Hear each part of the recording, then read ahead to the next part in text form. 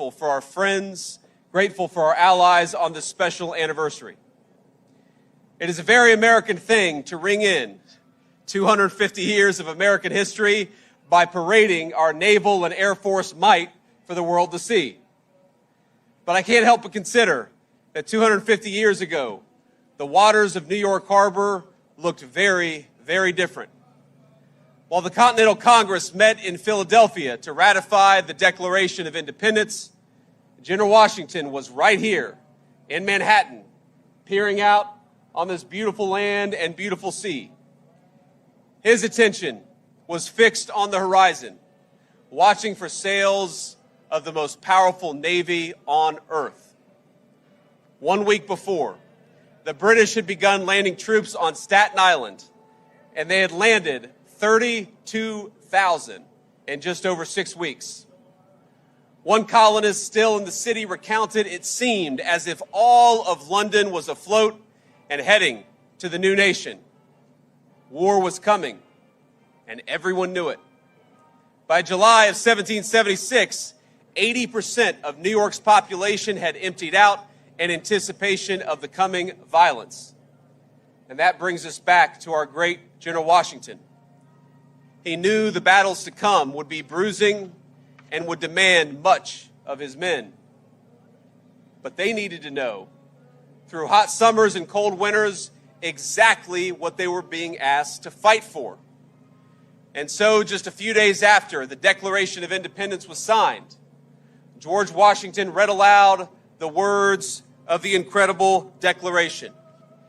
We hold these truths to be self-evident, that all men are created equal, that they are endowed by their Creator with certain unalienable rights, and that among these rights are life, liberty, and the pursuit of happiness.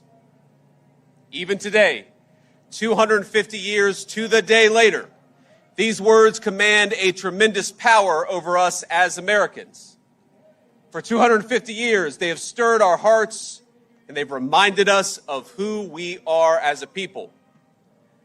But to Washington's soldiers, to the people to whom they were first read, think about this, they were entirely new.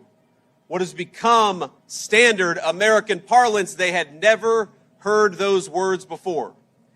And I think it's something striking to reflect on, that in 2026, the Declaration was written with the assumption that its audience would immediately grasp its words. Though they had never heard it, they would know exactly what it meant. It wasn't written for historians. It wasn't written for academics. It wasn't written for the generations to come. It was written for the people of this fledgling country. It was written for the soldiers who would fight to turn those words into a new system of government. As a document, it does not handhold its readers. Its citizenship at a very hard level. It does not pause to explain who this Creator is. It doesn't explain what the equality of men means. It doesn't try to go into details about the consent of the governed. It simply declares these truths to be self-evident. 250 years later, it's worth asking, self-evident to whom? The Declaration proclaims truths the founders believed to all mankind, yes, but it says those truths in language intended to be familiar specifically to the American nation that it was authored to, authored by, and authored for. It was, as Jefferson put it later in his own life, an expression of the American mind. A document whose purpose wasn't, quote, to find out new principles or new arguments, but to place before mankind the common sense of the subject, the common sense of the American people. That people had been generations in the making. 1776 was not an accident. The patriots of that era understood themselves to be heirs to an older civilization who would carry it forward. Now, they shared with Great Britain the same language, the same God, the same system of common law. They even read many of the same books and observed many of the same customs. They shared the same understanding of justice and public life. George Washington's boyhood offers a small but revealing example. When he was 13 years old, he copied down more than 100 entries from a tiny little book called The Rules of Civility and Decent Behavior. It was not an American work, but it was first published in London more than a century before George Washington was born. Yet the America that formed Washington demanded qualities that no book, no manual could teach. Before General Washington commanded an army, he spent his 20s surveying America's wild interior, saving up money, learning self-reliance on a continent that rewarded initiative more than pedigree. It didn't care if you were a nobleman, it cared what you could do. Now, our society at the time reinforced the habits Washington learned in the wilderness. Frontier life rewarded resourcefulness, while America's colonial assemblies taught citizens to govern their own affairs. It taught citizens to be self-governing human beings. Churches at the time, especially those who were touched by the Great Awakening, reminded congregants that no earthly hierarchy outweighed the equal dignity of every human soul before its creator. All of that came together. And so it was no surprise that when Washington's soldiers first heard the Declaration 250 years ago, they understood precisely what it meant. They understood the meaning that was conveyed. It was seismic, but it was their birthright as citizens of this new republic. The words might have been new, but they expressed a feeling, something that already lived in the heart of every single American patriot. And I believe those words still live in the heart of every single American patriot today. And for 7 long years, they fought for that birthright. It wasn't easy. On some days, it was hotter even than it was today, as hard as that is to believe. Many suffered and died for that dream and died for those principles. But by the grace of Almighty God, they secured for us a free, a proud, and an independent republic that endures, and doesn't just endure, but thrives to this very day. As Washington traded in the uniform for the presidency, he remained preoccupied with the physical land that had shaped him. He imagined wagons crossing mountains, paths out of the Alleghenies and the Appalachians, and canals connecting the Potomac and the Ohio River to its western valleys. Our first president would not live long enough to see that vision of a continent connected. He would not live to see it to completion. But the rivers he surveyed in his youth carried on westward without him. They carried settlers and new riches and cities waiting to be built. And eventually, they carried a 13-year-old boy by the name of James Buchanan Eads. In the fall of 1833, Eads and his family, like many Americans, moved west to the nation's growing frontier, the land of opportunity. And as their steamboat approached St. Louis, its boiler exploded, throwing him into the turbulent waters of the Mississippi. The family lost everything, every earthly possession, and the river nearly killed young Eads. From that moment on, he vowed not to be a slave to that mighty river, but to make it his own. He received no formal education, but to support his family, he sold apples on the St. Louis riverfront, captivated by the bustle and frontier of boomtown St. Louis. At 16, he took a job on the water, and not long after, he conceived of an idea that most engineers at the time, they thought it was crazy. They thought it was insane. You know, sunken ships and other treasures lay scattered along the bottom of the Mississippi. No business in the world existed to salvage them, to take that buried treasure on the bottom of the mighty Mississippi and bring it to work for people.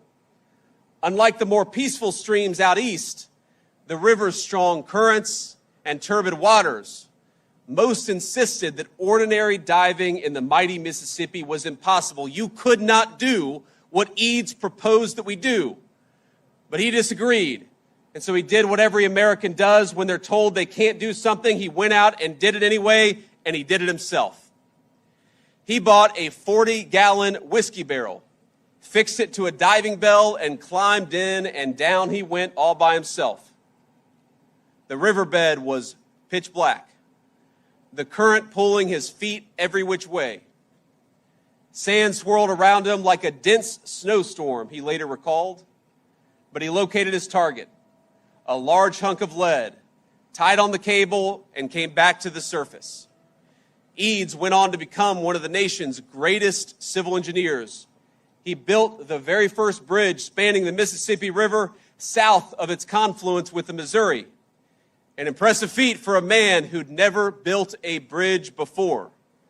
The people who told him, you can't build the most difficult bridge because you've never built a bridge before, he said, yes, I can, because I'm an American and I'm going to do it myself. It was the first on the planet, that bridge, to be made of steel. And residents of St. Louis still use that bridge to this very day, nearly 200 years later. That is American ingenuity and American greatness. At the river's mouth in Louisiana, Eads raised jetties that helped calm its violent flooding to prevent the buildup of silt.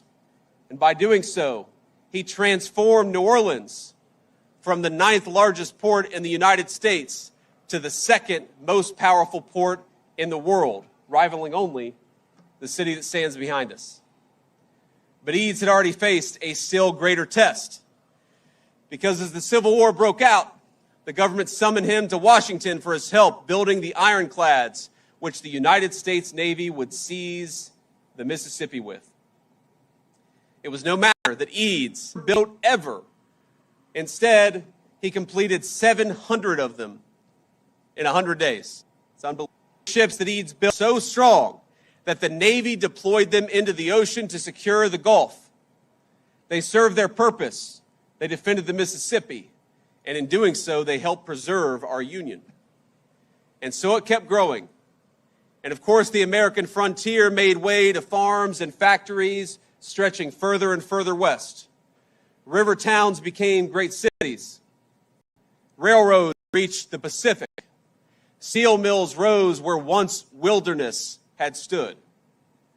The American mind widened, and the Republican whose independence Washington won, that James Eads had helped sew together, grew into the powerful and growing industry, brought dispossession before it did prosperity.